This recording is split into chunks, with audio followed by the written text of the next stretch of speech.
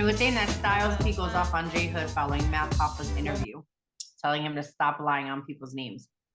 So it says that Styles P is not happy with former D Block rapper J Hood for claiming in a new interview that the Locks took at least $35,000 from him. This is what he's claiming. So earlier this week, J Hood paid a visit to Matt Hoffa's My Expert Opinion and shared a story about his deal with D Block, which he deemed less than favorable. According to Hood, his house burned down and he had to use $25,000 advance that the Locks gave him to take care of the situation along with his mother. However, it's saying that label executives allegedly told Hood they gave him $60,000, which led him to thinking Styles, Jadakiss, Chic might have been withholding some money from him. Styles P got word of Hood's comment and took to Instagram Live to clear the air. You know, I usually don't feed into this math, and I'm disappointed in you, bro, Styles says. On my expert opinion, you didn't ask me anything about J Hood. Then you want to have J Hood up there. You could have called me on my line to fact check the shit. He was saying, but you got to do what you got to do. When it comes to working and getting business out, but that's my man. That my man was on some whack ass shit. So there is some, if you go to like his Instagram page, you can kind of see him popping off.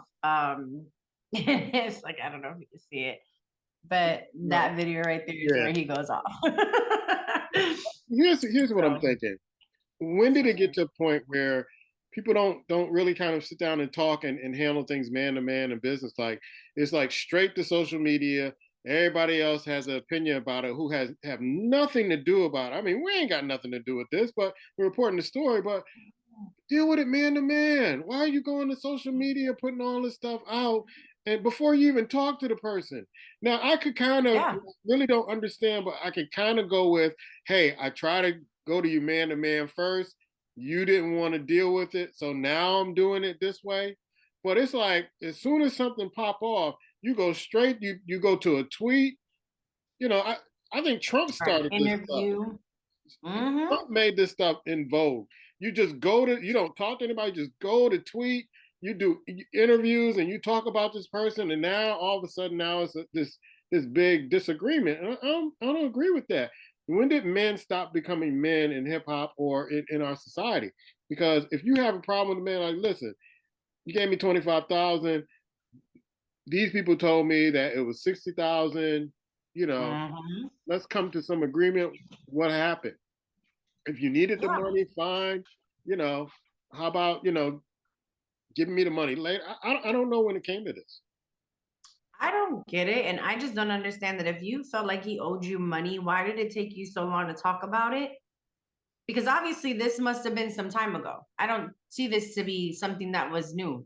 D Block and all that was when they were first hot back in the day. So you're telling me that you're still harping over $35,000 that you think you were owed? Because what it says was that the person told him that instead of giving him what they told him they were going to give him, which was the $25,000 advance, that they really were supposed to give him 60. So why you didn't have a conversation with him? And then why do you wait so many years to now have this conversation? So I just think, for me, I feel the same way you kind of feel. Like it's the clickbait thing. What's going to cause a chaos? What's going to cause friction? What's going to cause for my name to get back out there so people can talk about me like us? Or you really thought like you saying this wasn't gonna and then you have the Locks, you have Jadakiss, and then you have Styles P. Two dudes that still stay in their block. Like, yeah. It was Christmas time and you short and you go, man, I remember them guys do such and such and such stuff. I had the money, It doesn't make sense to me. It doesn't make sense. It doesn't. It doesn't, and it's kind of sad. And also, the advances alone, somebody got to pay it back. Yes. In advance is just money they're just going to give you all GP. An advance means loan in the record industry. It means I'm giving you an advance, expecting this money to come back to me at some particular point. He says it was 20 years ago. Wow. Styles P says, here it is 20 years later. Luch been in your house to fight your father for you before. Gave your mother money when your house burned down. We actually made you into the artist you are now. Luch used to argue with Flex to play your shit, but you're owed 60 G's. That's crazy. It's crazy because you try to, that's the whole thing. You try to help people, and then people feel like they have entitlement. It's an entitlement thing. Like I'm owed this, but yet, like he said, we just made you the artist that you were. We helped bring you to light. So what you were given, you should have been happy with, and instead you feel like because I'm entitled, I'm owed more. Let's be adults. Let's be adults. Get off social media. Let's be adults. But I feel like ever since social media, it's just like people don't discuss. They go around. They tippy toe. Everybody wants to tippy toe around the situations. They don't want confrontation. That's they don't want. I'm all for confrontation. And it's only words going back and forth. It's when I was coming up, it was like if you had a problem, you went to go see that person. I would respect you more as a human being if you come talk to me, because it's not saying that. When I say bring that confrontation, it's not necessarily, I'm just being stupid, but I'm not necessarily saying as I want it, but I would respect you more, because who knows what you may have heard, Fulana may have told you, but if you sit down with me and we talk, we're clearing the air and being able to make it a situation that's no longer something that's crazy, whatever the case may be. But that's the problem. I feel like people don't talk, and then you add other people involved, and then other people get like this, like him going on this interview to talk shit to whoever was in this interview. That's 4 of the dudes now that have a thought process about the locks, thinking now, oh man, that's fucked up. He owes this man, not knowing that that's not even nowhere near true. Yeah, you get. So I think that is some suck ass shit. Yeah, get an understanding. You know, don't. Right. Yeah, it's just causing theater. It's distracting. And I tend to see, when I see stuff like that, especially if it's 20 years old, it's like I don't even pay attention. Just settle it. Give them who paid back the loan? I want to know who paid back the advance. So I know that we were talking about the Tory Lanez thing last week, and I wanted to touch base on that today, because there has been circulation of a video, a phone call that was made when all the shit went down, when he first went to jail. So it's a leak audio that goes to the girl that she no longer talks to. I think it's that same friend who they had asked if she was paid, and she said she didn't remember if she was paid. So this girl is in cahoots with Tory Lanez, but somehow somebody got this call. Somebody put it out there this time around, because of course everybody was like, oh, there's no fingerprints. You know, Tory Lanez's dad and mom is out there blaming Jay-Z and blaming the world that their son is in jail right now, and how dare you leave him, and da da da. So the whole Tory Lanez and Megan Thee Stallion saga has almost come to an end on Friday, December 23rd. Tory was found guilty on all 3 charges in this highly publicized case. In the coming weeks, he will be sentenced on the following charges. So we talked about that: the assault with a semi-automatic firearm, a personal use of a firearm, carrying a loaded, unregistered firearm in a vehicle, and discharging a firearm with gross negligence. Nevertheless, unwavering fans of the Canadian artist have reportedly started a petition. That was another thing. They started a petition to appeal his guilty verdict. According to crime reporter Megan, however, Tory's verdict was decided by the infamous apology call he made to Kelsey. In a surprising turn of events, the alleged phone call has now made its way to the internet. So I think that's one of the reasons why he was probably guilty and we didn't know about it, because they didn't air it out yet. I listened to the tape. I'm still trying to find what the evidence is, because he never admitted he shot her. He just admitted he got drunk. He didn't know what was going on. But that's not an admission of, oh, I did this and oh, I feel bad about it. He said, regardless, I know she's probably never going to talk to me again, but bro, I just wanted you to know, I was just so fucking drunk. Tory Lanez confesses, I didn't even know what the fuck what the fuck was going on. Dead ass. I didn't even know what I was doing. And then he goes on to say, I would never do some shit like that. It's just that a dude was so fucking drunk. I just didn't even understand what the fuck was going on. He says that again. Regardless, that's not going to make anything right, and that's not going to make my actions right. I'm just deeply sorry for that. I never even moved like that. Never. So basically, in a sense, if you're reading between the lines, He's confessing to something. He's saying, I never moved like that. I never meant for that to happen. He's saying, it was a lot that happened. He's saying a whole lot, like a whole lot. So obviously he knows it. So you may or not it could have been confessing, an but you're tiptoeing argument. around it. It could have been an argument. It could have been a misunderstanding. But it doesn't. If we in the court of law, you can't read between the lines and kind of put things in there that you think fits in there. That's circumstantial evidence. So he never Because said. you're making excuses. I'm not. Because that's what it looks. That's what you're reading. Not you. I'm saying he's making Yeah. excuses. If you're reading what he's saying, it's like he's covering up. I was drunk. Oh, I had 5 shots. Oh, I was this. So if you knew nothing happened and it wasn't involved, you would have kept saying, "Well, I wasn't involved. So I didn't do nothing. I'm I not didn't do sure of nothing." the situation. Maybe there was. Mhm. He was. I don't know if they were together or not. I don't know if he was messing around with other women in front of her. She says She got no. upset, and she went off, and he was. It could be a number of things, but none of this to me equated to, oh, I'm sorry, I shot her in the foot. He's not going to be stupid knowing he's being recorded in a jail cell and tell on himself after he already got in trouble for fucking telling her to dance, bitch, and shooting at her foot. I think he knows better than that. I think he knows better. I think he got to learn his lesson. Like, let me shut the fuck up. I'm going to say something, but I'm going to encrypt it so y'all can't really tell what I'm trying to say. I just feel like that is he may not have said anything, but that's some guilty shit. The way that you're saying it and the way that I heard it was you're guilty and you know you're guilty. And you're trying to justify it by telling her best friend. So Megan Thee Stallion did an interview with Oprah Winfrey's friend. I don't remember her name, her best friend. Okay. She did an interview with her, and she told her, they asked if she'd ever been in an intimate relationship with him, and she says no. But the friend that was with them says that they had an intimate relationship, her and Tori. There obviously was some beef, and maybe it could have been, that Megan was drunk and trying to flirt with him, or that he was trying to flirt with her. Obviously, some shit popped off in that car. Right. It's kind of like the elevator scene with Beyonce and her sister. We'll never know. We will never know what the fuck happened on that elevator. All of us I've always wanted to know.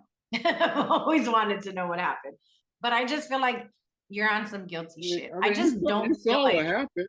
You saw what happened. You seen him getting. There was no audio play though. That's the crazy part. You didn't need audio. Like ooh, ooh, ooh, ooh, ooh.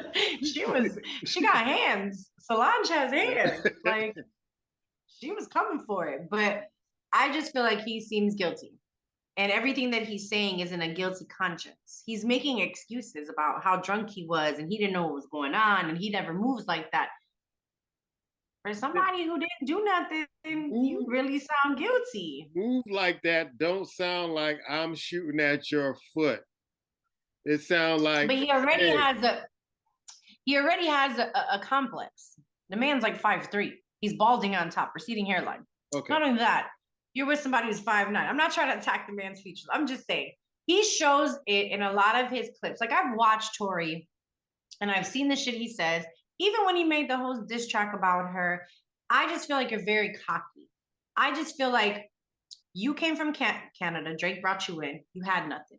They gave you all this, all at your feet. Shit went to your head and you became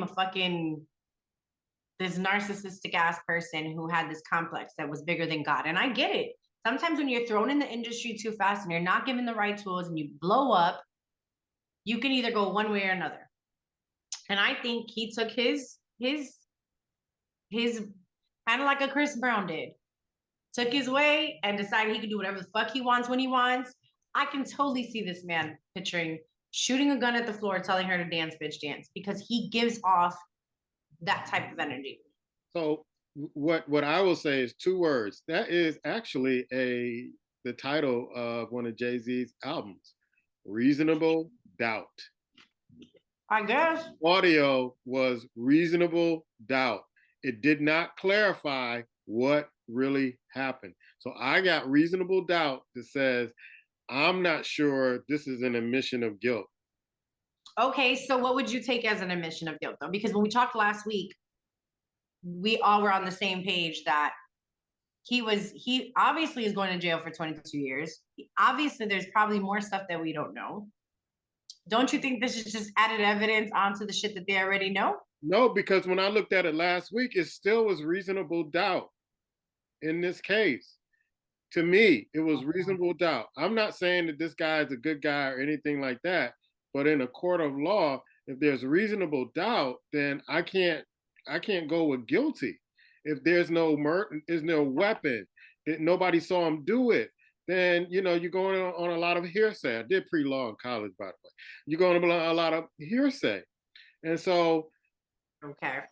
yeah, I you need more But there evidence. were people there. That's There why were you see. people there. That's why you see the DOJ and the FBI slow walking this stuff with 45 because they don't want when they put it on, they don't want any wiggle room. Here it is. It's open and shut. So Yeah. there's no wiggle room.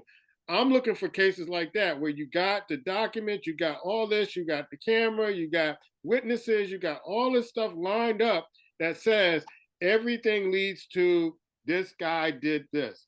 What I'm seeing here Right. is a lot of stuff that's going, you can assume that, but we Mm-hmm. don't know.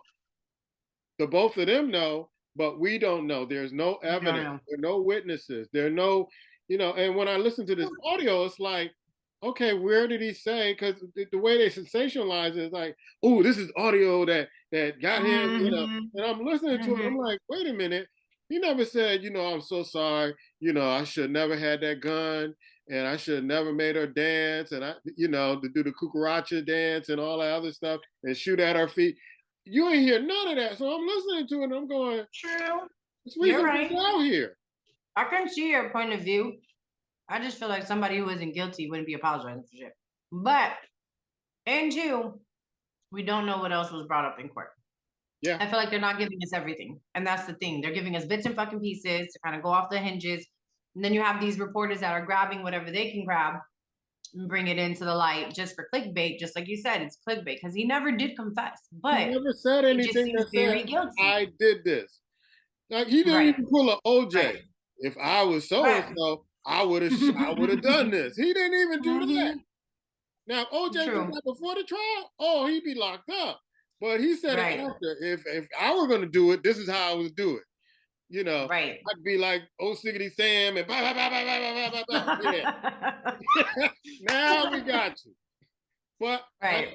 and maybe I'm wrong. People can debate it, put comments down. I just didn't see it, and I'm not getting all wound up in the dad's kind of speech afterwards. But to me, the case wasn't enough evidence to push it over reasonable doubt that this might not have happened, or somebody else might have done this, or maybe Yeah. she had a gun in her pocketbook and she shot her foot. I don't know. At this Mhm. point, I don't know. I don't ever think he's really spoke on it other than in music and other shit. So The other thing about this, and I mentioned it last week when we did the show on the podcast, is that she was going some of the statements she was making, she was lying about. contradicting If I'm a herself. jury, I'm like, okay, is she lying about this? What is she Mhm. lying about? What is she not lying about? Were you intimate with him? No, I wasn't intimate. But yeah, you find out that she was intimate. So it's like, okay, Mhm. that Mhm. blends into more reasonable doubt. Do you have a Sure. axe to burn with this guy because things Sure. didn't go the way you thought it was going to go? All kind of things happen in human behavior. You can't. I always tell my Mhm. students you can never master human behavior and what people I do agree. and what pushes people's button to do certain things Mhm. at the heat of the moment. So maybe she Right. thought, oh, you with my girl? Okay, here's what I'm gonna do for They you. started fighting. Yeah, I could see that. I mean, I'm sure there's more to it. Like I said, hopefully we'll get it to a point where we get to know more about it. But for the meantime, in between time, I don't even know if it's that he's doing the time because of shooting her in the foot, or he's doing the time because of all the gun charges that he has. We, Because we what it looks like is that he's doing because they keep mentioning the fact that he had 3 different guns and that he used one. they don't say. So they don't say that it's mostly about her that's why it's happening. So that's something we're gonna have to see in the time coming, because I know January 27th is when they'll have the final court case, and they'll be able to tell him, I guess, what's going on. So Right. we shall see as it unfolds in the new year. Yo, I like to start by thinking scientific. Rest in peace. E40, Ice Cube, and Too Short debate the Mount Rushmore of the East Coast. So we were supposed to do our top fives, and we couldn't do it today because Benny was got a swollen eye this big. Yeah, Benny. Get well soon. We're praying. Yeah, we're praying for you. But so we'll do that in the new year when it comes. But for now, we're gonna hear about how E40, Ice Cube, and Too Short debate the Mount Rushmore of the East Coast. So Ice Cube, E40, Too Short, and Snoop Dogg form the Mount Rushmore of the West Coast. Each artist has over 30 years under their belt in the rap game. In 2020, they decided to join forces for a West Coast supergroup under the moniker Mount Westmore. So Q40 and Too Short recently sat down with Talib Kweli on the People's Podcast, and I keep trying to tell people, you guys have to watch this podcast. I love Talib Kweli, one of my favorite rappers, and this podcast is super dope, and he always has really good people. It's just watch the People's Podcast, where they discussed who the East Coast counterparts would be when it comes to Mount Westmore. The three rappers debated with Kweli on who belongs on the Mount Rushmore of the East Coast. E40, Short, and Cube agreed Jay-Z, Nas belonged in the top 4 positions, along with Busta Rhymes. However, it was the 4th position that was up for grabs. Co-host Jasmine Lee said that the list isn't limited to artists from New York City rappers. Then that's when Talib suggested that Redman deserve the 4th spot, which is kind of odd, I guess. He also said a Wu-Tang member like Ghostface was also a candidate to round out the list. So all of the Wu-Tang is dope to me. So I don't know who you would put 40 added. Too Short then suggested that Fat Joe would be a solid contender. However, I'm trying not to make faces with these choices. Make faces, because that's the point. However, the conversation then extended to the legends from the 80s, such as KRS-One. So you got to be a little bit more lightweight, a little more current. 40 continued. We need to put them in a whole different category. Them dudes are super legends. So it's kind of, I guess, they already have the Mount Westmore. So they already have, Snoop, Cube, Short, even Too Short. I feel like Too Short, as far as so it seems like fans could expect go in a different category of the naughty, nasty rappers.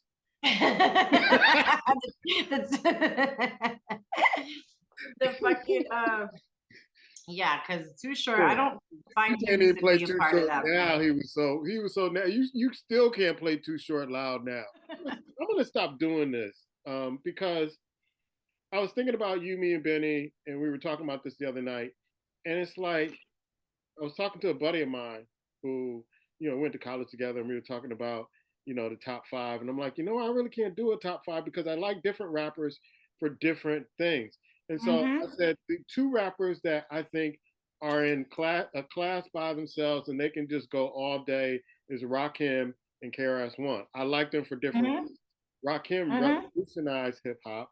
And so it's like it's hard to kind of put different people in your top 5. Because he was talking about top 5 and I'm like, no, he had Jay-Z. And I'm like, I'm gonna put Jay-Z because Jay-Z bit a lot of rhymes. And so I gotta go with somebody else that's more original. Yeah. I said, right. It's not like I'm putting Jay-Z down, but I said if I had a choice, I would go with Nas over Jay-Z because Nas is a great storyteller. So you have rappers who are storytellers. You have rappers who flip metaphors. You have rappers. And we talked on TikTok the other night about Eminem. It's like Eminem probably wouldn't even be in my top 20 because I'm just not feeling what he's saying. And so not to put him down like he's this bad rapper, for my taste, I know I wouldn't do that. I know Benny is big on DMX, but DMX is not in my top 10. And I have I think DMX would be like rappers You know, Mm-hmm. it's so many that it's Yeah, almost like it's basketball hard. saying, you know, oh, Michael Jordan and LeBron are the GOAT. You know, there's so many basketball. There are over 5,000 basketball players that played. Wilt Chamberlain, Bill Mm-hmm. Russell, Oscar Robertson, you cannot just say this is the best of the best and that's it. I agree. I agree, and everybody's differences, opinions is hard to kind of like when we had the conversation with Eminem. I'll never take a skill set away. No, I not at just, all. to me, I just feel like it became redundant, and there was never nothing that. Once those two albums came out in the beginning, there wasn't really like a storyline. It was just more of a rhyming pattern. That's all I felt it was. So I can't respect it because I came from an era of storytelling. I came from an era when it was hip hop that was smart, that they wanted you to know what they were talking about, and they wanted you to know that we're educated. Like hip hop was smart back then.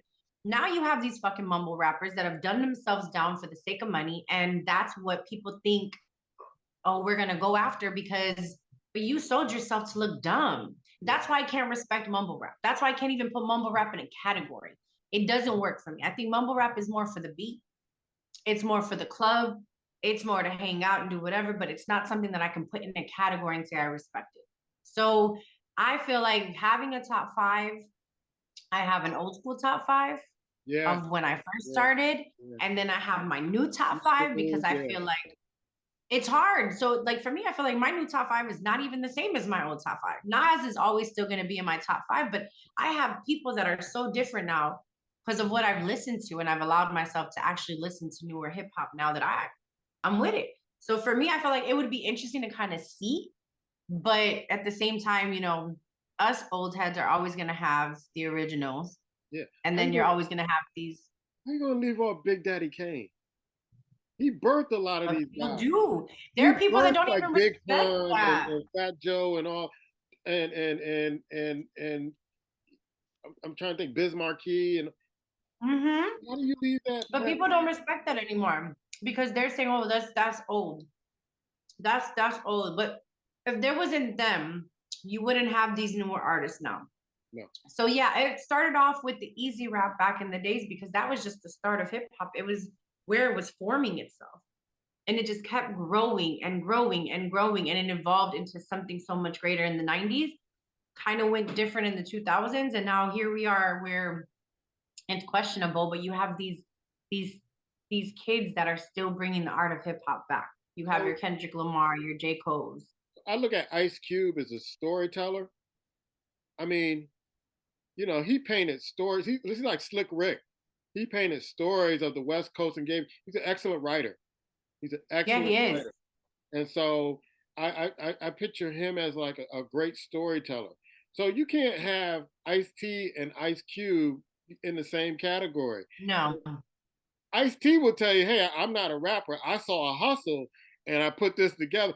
Matter of fact, he got his record contract and he said, well, show me what you can do. And he's like, nah, you're gonna pay for what I can do. Got the contract and said, okay, now I Mm-hmm. gotta put this together. And so to me, he's like a hustler.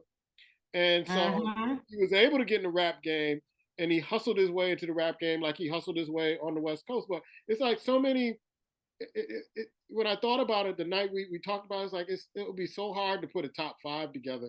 I know Rakim, KRS-One for me are the And two the first guys that are like ones. take them I out and agree. then everybody else. And then there are other people that I would think. I was talking about a guy named Jay Live, who is not too far from us. He was from the East Coast, but he came to South Bend and Mm-hmm. he DJs and raps at the same time. It's an incredible video of him Hmm. doing lyrics out the. Just it will explode your head. But he doesn't Hmm. get recognition because he's an underground rapper. So there are a lot of underground people that don't get their just due, Right. and they're out of the conversation because nobody really knows about them. So it's kind of hard for me to kind of put a top five because I'll listen to a song, I'll listen to a freestyle and go, man, that was Mm-hmm. dope. And I'll listen to that and listen to the classics and then go, okay, they can't go in that category, but this is something that's heavy It's rotation a in new my playlist. category. Yeah. You have to have, when you guys are even saying just in the normal categories that we were talking about, just the groups, the Groups. lyricists, artists, and all that other stuff. Then you got to think of female rappers, MC Light, Yes. Bahamadia, Raw Digger. Mm-hmm. I mean, the Mhm. list goes on and on and on. And so they'll get put off the Mount Rushmore because they're women. But lyrically, whoa. So it's just too big to kind of just say these are the 5 and that's it. And it'll Yeah, be you a debate that can't. goes on forever because everybody has different tastes and what they like and what they don't like. So it's going to change. Exactly. I agree. And I think I had to take a long time to notice that too, because I felt like I always had just the top 5. You couldn't say nothing about my top 5. My top 5 was it. I don't care what new generation was in. I don't care what the hell you guys are listening to. But really, I had to kind of open myself up. And it took me a long time. And I kind of started to see myself saying like what other people would say, like my music, my genre of music was the best music. And I was like, oh shit, I'm sounding like my dad. And I'm sounding, and I was like, I gotta like at least try to open my mind to some new stuff and know that there is these artists that still have this same potential. They're just, it's a newer age. Yeah. It's a newer generation of people, but you still have these awesome writers, storytellers in these kids nowadays. And I'm like, oh, my top 5 is different than what it used to be. Like I have a different type of view on people that I really fuck with, where I wasn't like that before. So I feel like we could do it. I think it would be fun, but I kind of feel like it would have to have differences in level. There's gonna be levels to this shit. Top 5 who had the best flow. Biggie. I mean, Biggie didn't have like a large catalog, but do you keep him off the Mount Rushmore? Because Biggie could handle himself with anybody, but you don't hear Biggie putting on, the top 5 because, he didn't live long enough to kind of have like a catalog. But I think his catalog, what he did was fine for me. Yeah. It was amazing. But to me, his flow it's like Biggie's flow went with the music. It was like another instrument with the music. And I never heard any. Rode the beat. Like his voice, it was almost like I felt like Talib Kweli was that same way. Yeah. His voice was so smooth that it was just like anything Talib Kweli would say, it was just like, oh, he's amazing. Or Mos Def, aka or Mos Def, yeah. Hey, I mean, how do you pick up 5 from all these different MCs that give you? It's so eclectic, and how they give you certain things. They're so creative, and it's them. It's like they're not doing the same thing, and so it's just really tough for me to do that. And I said after we do this, I'm gonna stop doing it because it's just Well, we're gonna do it because we already said with Benny we were gonna do it, so we'll do it. We'll give it, but like I said, I think we need to kind of elaborate on the list again before we do it, because I feel like we do need to add a little bit more. You can't just keep saying what's your top 5, because the top 5 is different than what it was. You can say what was your top 5 10 years ago versus your top 5 now. Benny and you might have the same top 5 in the sense of the music hasn't changed. Right. Hasn't changed. And then you're gonna have someone like, King, who was on last week on our TikTok, who came out and said Cameron was in his top 5. Yeah. So it's just based on the music. He likes Cameron for a certain reason. I couldn't argue with it because, He inboxed me on TikTok and he told me that he was going to change it for Jadakiss. Jadakiss? Yeah, I'm like, because I think I mentioned during the TikTok, it's like Jadakiss could have, versus Jadakiss took out Dipset all by himself. So that included Cameron. Right. So I think it's going to definitely be something interesting to see. And I don't even know if we should do it on the show, more or less do it on TikTok. And just kind of see where it would go on TikTok. I kind of want to see what it would be like to but then too, I also add maybe like, maybe one or more people to kind of see what it is. But then again, I don't want it to be an all bra for bra. And then everybody's going back and forth. Because I know me, I'm very opinionated. And if I don't like someone to say something, nope. But I think it'd be different, like 5 to 7 different categories, and then just bring it. Yep, I think that would be super dope.